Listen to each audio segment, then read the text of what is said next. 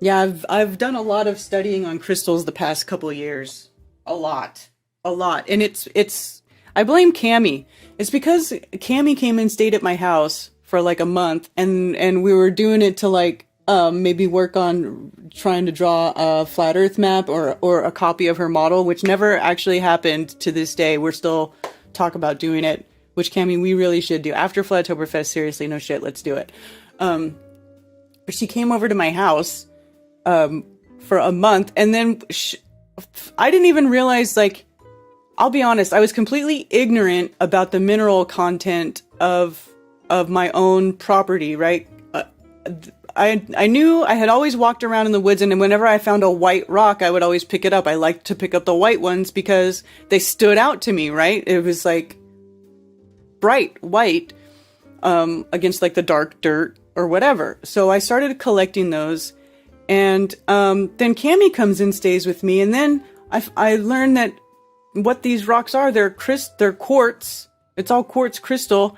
And then come to find out that there's quartz and all kinds of, and tourmaline and stuff. It's all just bleeding, literally bleeding out of the ground. Now, it's not like in points like this. Like, I don't find stuff like this on my property, but I do find shit tons of crystals. Okay, so like I have most of them outside, but like this piece right here, this is the biggest piece of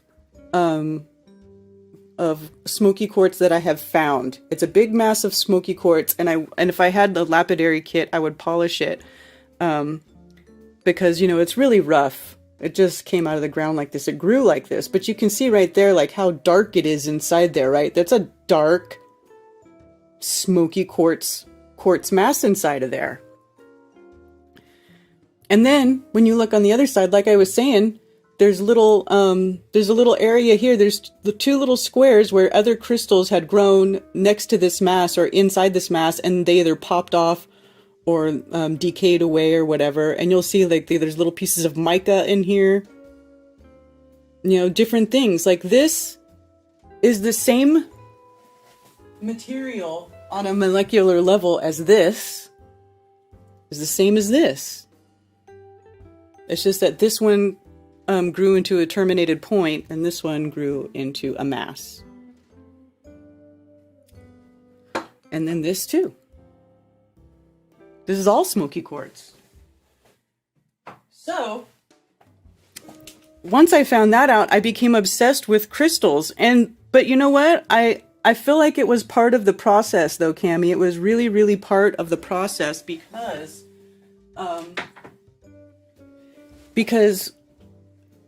what I realized, and then subsequently becoming more obsessed with crystals as a result of Cami's visit, whenever that was, 2019, I think. I can't remember what year it was. So I became obsessed with the crystals, but then learning about how they form, how they grow, what conditions they're found. And then you start to realize that literally crystals it's such an integral, important part of the realm. All the mountains, the mountain ranges. Like I know, and I don't want to get into like the ranting against things that I have ranted against recently, as far as like what people's theories are about mountains. But let me just tell you, people can make theories all day long about it, but at the end of the day, most of the mountain ranges, in my opinion, are giant crystalline structures that were formed at the formation of this realm itself. And I know a lot of people, have a problem with that. They like to have their big, they want their big mystery, one world, benevolent, advanced civilization. But I'm sorry, I just don't see that. I just don't see that. Whenever I see a lot of these mountain ranges, having spent thousands of hours, like literally at this point, it's got to be thousands of hours looking at crystals, looking at rocks, looking at studying them, and how almost every rock that you pick up, whether it's just a crystal mass or anything, all of them, you're going to see some sort of sacred geometry reveal itself in the shape of the rock. It can be sloppy. It can look totally yanked, right? Because these things, all of these things are forming in harsh environments. Some have better environments to form in, and some form in a more harsh environment. So the things that form in the more harsh environment, they're going to end up looking like this. And then the things that form in the more ideal environment, well, they have the perfect opportunity to express themselves in that perfect sacred geometric form. And this is all signatures of the Creator, you know, these things that grow. And even if you look at if you look at the description of how the earth was created, and I know, you know, a lot of people don't like talking about the Bible, but this is, I mean, to me, it is a huge hint of how this place formed, right? Because in the beginning, Elohim created the heavens and the earth. And let's see how many people bail on this one, right? And the earth came to be formless and empty, and darkness was on the face of the deep. And the spirit of Elohim was moving on the face of the waters, the face of the deep, the face of the waters. The earth came to be formless and empty. So think about it as like, if you want to think about the whole exterior of the universe, you could imagine it like a cosmic egg, right? And then inside this egg, it's like the goop. It's the primordial soup that they talk about, that they want to think that you like were an amoeba and sort of climbed out of this crap. No, you didn't. But what this is describing is exactly how crystals are formed to this day. To this day, this is how crystals grow. Okay? Crystals need to grow in a super saturated slurry. Okay? Where you have minerals and moisture and warmth and just this perfect, you know, it's like almost like cooking, right? So you have all this stuff together in like a sludge, and then the crystal water is a liquid crystal, right? When water freezes, it does fit the technical scientific definition for crystal, okay? And you've seen water freeze into snowflakes and stuff, so it definitely can freeze into a predetermined geometrical orderly form, which is basically the definition for a crystal, right? So the water is the catalyst for everything. So you have all of the minerals, everything that we know of as far as like the minerals and the periodic table and everything, and water all together in the deep, right? In the deep. Formless, empty, darkness on the deep. This is how I picture it, okay? And then the Elohim said, "Let light come to be," and light came to be. What is light? Light is an electromagnetic waveform, right? It's information. It's information. So for me, I picture this as source energy sort of imbuing the sacred spark into this form, this empty deep of everything, right? Imbuing the divine spark into it. And then what happens? Things start growing. You know, light gets separated from the darkness, right? And let expanse come to be in the midst of the waters, and let it separate the waters from the waters. So right there, what's happening is your minerals are going to like minerals. Everything is starting to figure out its order. You know, one thing is starting to get attracted to another thing, and things are starting to form and separate. And Elohim made the expanse and separated the waters which are under the expanse of the waters which are above the expanse, and it came to be the heavens. Okay, let dry land appear, and it came to be so. So that's what's happening. The earth is literally like in these first 10 lines right here.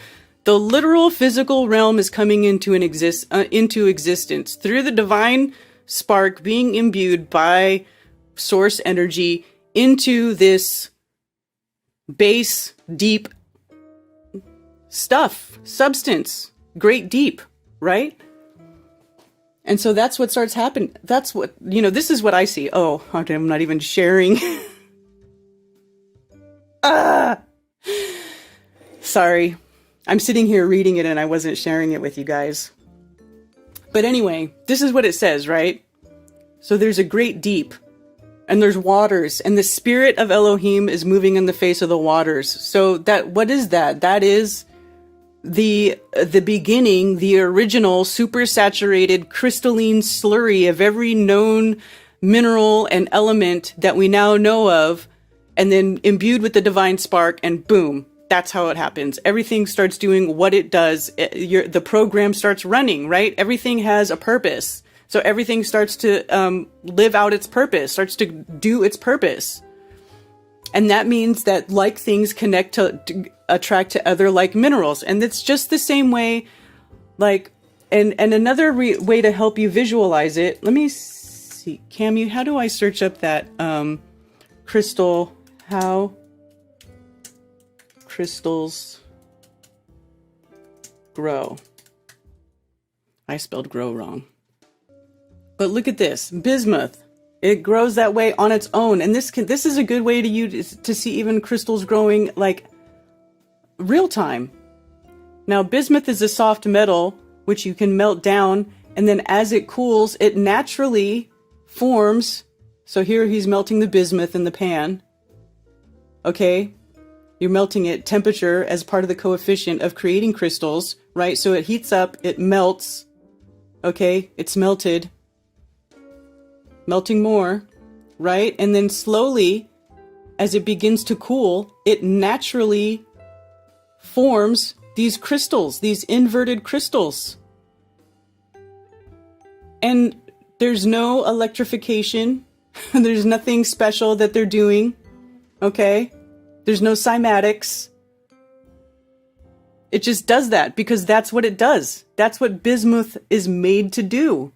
And it expresses the sacred geometry naturally. When it's put into the right conditions, when you allow for these correct conditions, then these things form naturally on their own. That's how this place is, that's how it's made. That's how I'm assuming everything here that was not made by man was made, you know? So including these big mountain ranges. So when you had in your original, when you're making the original realm and you have your supersaturated slurry, the first thing that's going to happen when land starts forming, right? These things are going to start forming crystal growths, right? And then they get so big that they start to come up off the land, right? And then you have your mountain ranges. And then from those mountain ranges, then you have all this other organic material that has also come, and then it makes the land you see. Like, to me, I feel like this is so obvious. It is so simple. But no, everybody needs to have some mystery civilization. Like, you guys need to quit trying to take the creator out of the equation when you're trying to solve the mystery of this place, because you're never going to find the truth if you keep ignoring the creator's hand in this. I mean, literally, it's the golden ratio is the signature of the creator. Like, that's how you know. Time-lapse video about crystal growth. So here you can watch crystals grow in real time. I'm pretty sure this is not, but look, here you go. Watch crystals grow in real time. What is that? Oh my gosh, millions of years.